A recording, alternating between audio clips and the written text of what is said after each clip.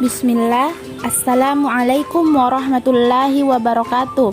Perkenalkan, saya Samsinar dari Prodi Pendidikan Bahasa Indonesia dengan NIM 0910580223003. Alamat di Kanie, Jalan Maluku.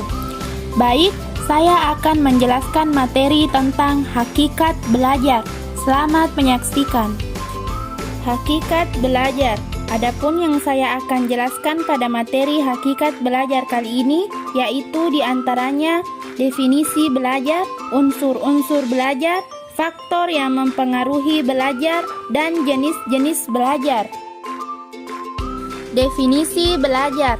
Belajar adalah suatu proses aktivitas mental yang dilakukan seseorang untuk memperoleh suatu perubahan tingkah laku yang bersifat positif dan menetap relatif lama melalui latihan atau pengalaman yang menyangkut aspek kepribadian baik secara fisik maupun psikis. Sesuatu dikatakan sebagai belajar ketika memenuhi kriteria berikut ini. Pertama, terjadi perubahan dalam kondisi sadar. Kedua, perubahan tersebut relatif menetap dan bertahan lama. 3. Perubahan menjadi lebih baik ke arah positif. 4. Perubahan tersebut mempunyai tujuan. 5. Perubahan terjadi karena latihan dan pengalaman. 6. Perubahan menyangkut semua aspek kepribadian. Unsur-unsur belajar. Belajar merupakan suatu kegiatan yang terencana dan terstruktur. Jadi, tentunya belajar memiliki beberapa unsur sebagai dasar belajar. Berbagai teori belajar mempunyai pandangan tersendiri mengenai unsur-unsur dalam belajar. Cronbach sebagai salah satu penganut aliran behaviorisme dalam Sukma Dinata dengan sedikit perubahan, ada 7 unsur utama dalam proses belajar yang meliputi tujuan, kesiapan, situasi, interpretasi, respon, konsekuensi, dan reaksi terhadap kegagalan. Sedangkan pandangan menurut teori belajar konstruktivisme dalam Suyono dan Haryanto memandang unsur belajar terdiri atas 3 komponen, yaitu tujuan belajar, proses belajar, dan hasil belajar. Unsur utama yang harus ada dalam belajar terdiri atas beberapa unsur yang penting, yaitu pertama, adanya perencanaan yang dipersiapkan dan termasuk di dalamnya yaitu menentukan tujuan belajar. 2. Adanya proses belajar yang terjadi dalam diri seseorang. 3. Adanya hasil belajar sebagai konsekuensi dan terlaksananya proses belajar dalam diri seseorang. Faktor yang mempengaruhi belajar. Pada dasarnya, belajar dipengaruhi oleh 2 faktor penting, yaitu faktor internal dan faktor eksternal. Seperti yang kita ketahui bersama bahwa faktor internal tentunya kaitannya dengan dalam, sedangkan eksternal kaitannya dengan hal luar. Faktor internal.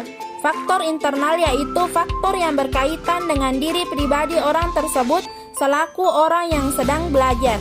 Faktor internal tersebut menyangkut 3 komponen utama, yaitu jasmania, psikologis, dan faktor kelelahan.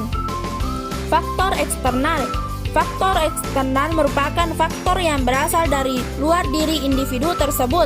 Faktor eksternal yang berpengaruh terhadap belajar terdiri atas faktor keluarga, sekolah, dan masyarakat. Jenis-jenis belajar. Seperti yang telah dijelaskan pada pembahasan di atas, bahwa belajar menekankan kepada pembiasaan seperti dalam pengkondisian klasik. Belajar terjadi secara sadar ataupun secara tidak sadar. Jenis-jenis belajar yang dikembangkan oleh ahli memiliki ragam yang sangat banyak. Jenis-jenis belajar menurut Suyono dan Haryanto yaitu belajar berlandaskan behaviorisme. Teori behaviorisme ini mengemukakan beberapa tipe-tipe dari belajar, diantaranya yaitu pertama, belajar sederhana tanpa asosiasi. 2. Belajar melalui kesan. 3. Belajar asosiasi. 4. Pengkondisian klasik. 5. Pengkondisian operan. 6. Belajar pengamatan.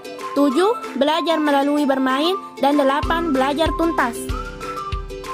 Belajar berlandaskan kognitivisme dan konstruktivisme. Berikut ini dijabarkan bentuk-bentuk belajar yang berlandaskan konstruktivisme. Pertama, belajar melalui pembudidayaan. 2. Belajar menurut Ausubel dan Robinson, diantaranya belajar menerima. 3. Belajar menghafal, belajar menemukan, dan belajar bermakna. 4. Belajar perkembangan konseptual. 5. Resolusi konseptual. 6. Pertukaran konseptual. 7. Model generatif. Dan 8. Perubahan konseptual. Belajar berdasarkan Robert M. Gengna.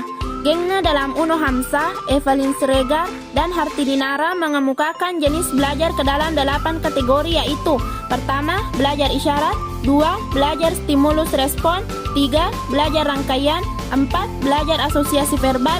5. Belajar membedakan atau diskriminasi. 6. Belajar konsep. 7. Belajar aturan. Dan 8. Belajar pemecahan masalah. Belajar berdasarkan pengorganisasian. Pertama, belajar informal. 2. Belajar formal. 3. Belajar non-formal. Dan 4. Belajar non-formal yang dikombinasi.